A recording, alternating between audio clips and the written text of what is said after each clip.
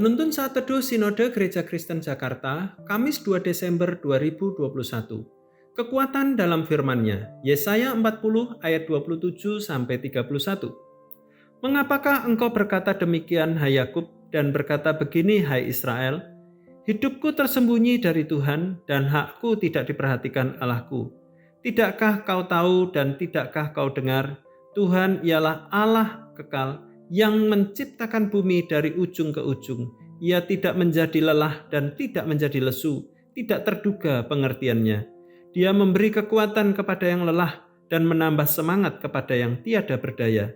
Orang-orang muda menjadi lelah dan lesu, dan teruna-teruna jatuh tersandung. Tetapi orang-orang yang menanti-nantikan Tuhan mendapat kekuatan baru. Mereka seumpama Raja Wali yang naik terbang. Dengan kekuatan sayapnya mereka berlari dan tidak menjadi lesu. Mereka berjalan dan tidak menjadi lelah.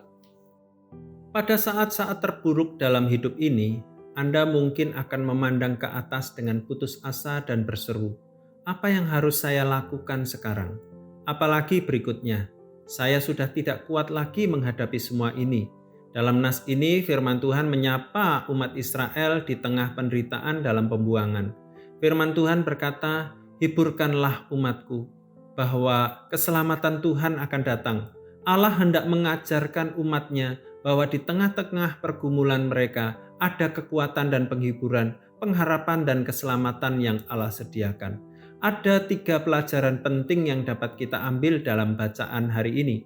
Pertama, keterbatasan pikiran kita yang tidak dapat memahami jalan-jalan Tuhan. Firman-Nya berkata, "Rancanganku bukanlah rancanganmu dan jalanmu bukanlah jalanku." Yesaya 55 ayat yang ke-8. Pergumulan berat diizinkan Tuhan agar kita dapat melihatnya, membuat segala sesuatu indah pada waktunya. Terlebih dari itu, kita sedang diarahkan untuk semakin mengenal dan merasakan kemuliaan-Nya dalam hidup kita. Kedua, kekhawatiran yang berlebihan akan membuat kita semakin kerdil dan masalah itu menjadi raksasa yang menakutkan. Jangan sampai beratnya pergumulan membuat kita lupa Allah jauh lebih besar. Ketiga, orang-orang muda menjadi lelah dan lesu dan teruna-teruna jatuh tersandung. Orang muda yang dikenal dengan kekuatannya pun ada batasnya. Teruna yang dikenal dengan kelincahannya pun bisa tersandung. Jika kita hanya mengandalkan kekuatan diri sendiri, maka kita dapat lelah dan tersandung. Namun firman Tuhan berkata, "Tetapi orang-orang yang menanti-nantikan Tuhan mendapat kekuatan baru. Mereka seumpama Raja Wali yang naik terbang dengan kekuatan sayapnya. Mereka berlari dan tidak menjadi lesu. Mereka berjalan dan tidak menjadi lelah." Pengharapan pada Tuhan tidak akan sia-sia.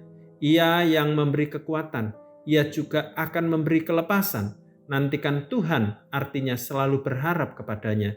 Kesudahan dari pergumulan kita adalah kebaikan yang sudah dirancangkan oleh-Nya. Selalu ada pembelajaran berharga di setiap musim kehidupan. Nikmatilah firman Tuhan yang memberi kekuatan baru. Tuhan Yesus memberkati kita semua.